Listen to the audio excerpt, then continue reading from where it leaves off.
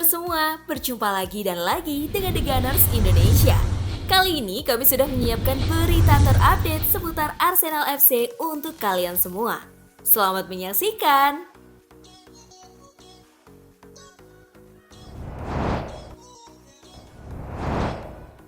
Pelatih Norwegia khawatir Mikel Arteta murka gegara Martin Odegaard cedera. Odegaard merupakan roda penggerak utama Arsenal di bawah kendali Arteta, dan dia berkontribusi terhadap 22 gol musim lalu saat The Gunners menjadi penantang serius untuk meraih gelar. Musim ini, dia belum mencetak gol atau assist, tetapi telah menjadi starter di setiap pertandingan. Saat ditanya tentang cedera Odegaard setelah pertandingan, Solbakken mengatakan kepada TV2, cederanya juga terlihat buruk di ruang ganti. Dia tidak punya keberanian untuk melanjutkan pertandingan. Tidak pasti apakah Arteta akan menelpon saya malam ini dan memuji saya. Arsenal menghadapi penantian yang menegangkan untuk mengetahui seberapa parah cedera Odegaard. Hal ini disebabkan serangkaian pertandingan luar biasa yang akan segera mereka jalani. Dan Arsenal sangat berharap cederanya tidak terlalu serius.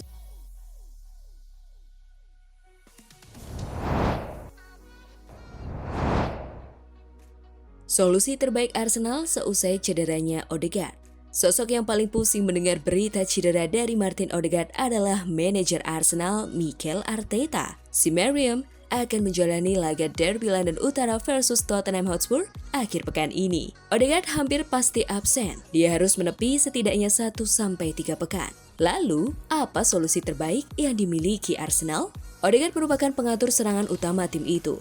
Dia juga menjadi pemain yang paling aktif bergerak dalam skema pertahanan blok tinggi si Merriam. Gelandang nominal Ballon d'Or 2024 itu tidak tergantikan di sistem Arteta. Sebetulnya, Arteta sudah pernah kehilangan Odegaard pada musim lalu, walaupun hanya dalam 2 laga. Ketika itu, penyerang Kai Havertz ditugaskan sedikit mundur untuk mengisi peran Odegaard. Performa tim cukup baik walaupun tidak tercermin dalam hasil laga.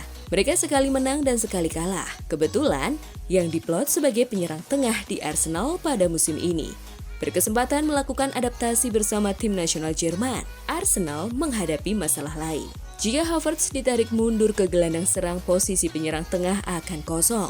Penyerang pelapis Gabriel Jesus belum pernah tampil sejak awal musim karena cedera. Maka, Arteta harus kembali menggunakan pilihan darurat. Ia memiliki 2 opsi. Pertama, memainkan penyerang sayap Leandro Trossard di tengah.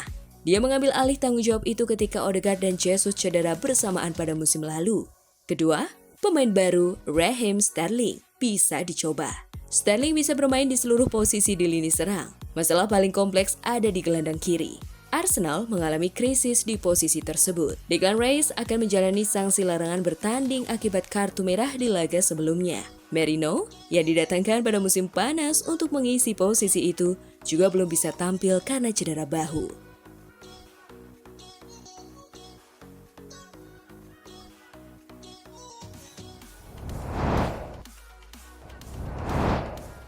William Gallas bahas perlakuan Chelsea pada Raheem Sterling. Enzo Maresca mengambil keputusan tegas dengan mencoret Raheem Sterling dari skuad utama Chelsea. Untungnya, Sterling tak membutuhkan waktu lama untuk menemukan klub baru.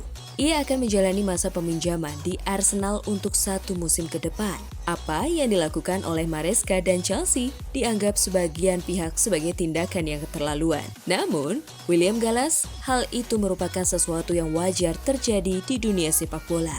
Terkadang pemain perlu menyalahkan diri mereka sendiri ketika segala sesuatunya tidak berjalan dengan baik di klub mereka. Raheem berada dalam situasi seperti yang dia alami di Chelsea karena dia tidak tampil baik selama 2 tahun. Ujar Gallas kepada Gambling Zone, dia tidak mencetak atau menciptakan cukup banyak gol, dan manajer baru akan mengawasinya dan membuat keputusan bahwa dia tidak menginginkannya dalam skuadnya.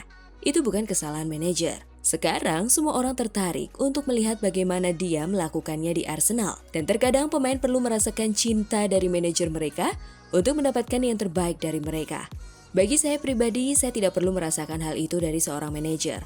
Bahkan jika manajer tidak menyukai saya harus memastikan bahwa saya bermain cukup baik sehingga dia tidak bisa mencadangkan saya.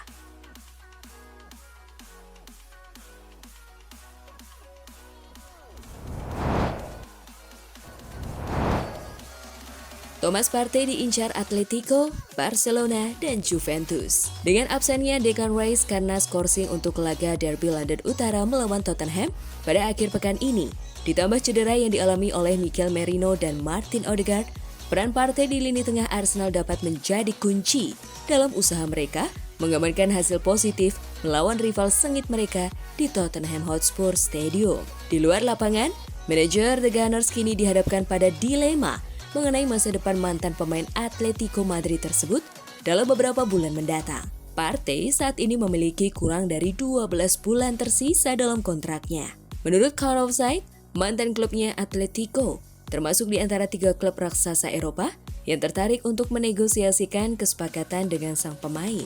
Rival La Liga, Barcelona, juga dikatakan sedang memantau situasi dengan Juventus diduga mengincar skenario di mana mereka dapat menambahkan Partey yang berpengalaman ke dalam barisan mereka dengan status bebas transfer. Dari ketiganya, tim asal Italia tersebut menunjukkan ketertarikan yang paling besar pada Partey dan siap memberikannya kontrak 3 tahun untuk pindah ke Turin.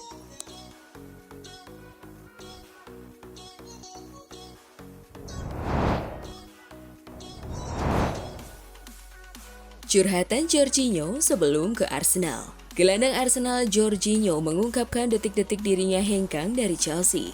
Setelah bersama Chelsea selama kurang lebih 5 tahun, Jorginho memutuskan bergabung dengan Arsenal. Mantan pemain Napoli itu menyebut, dirinya sudah tahu bahwa tidak dianggap lagi di Chelsea. Hingga menjelang penutupan bursa transfer musim dingin, Jorginho memilih pergi. Saat itu 2 hari sebelum jendela transfer ditutup, dan saya melihat waktu saya di Chelsea sudah berakhir saat itu. Untuk proyek yang ada di sana, saya tidak merasa menjadi bagian dari proyek itu lagi. Dan terkadang, kita hanya harus menerima lalu move on, ujarnya via Blue Footy.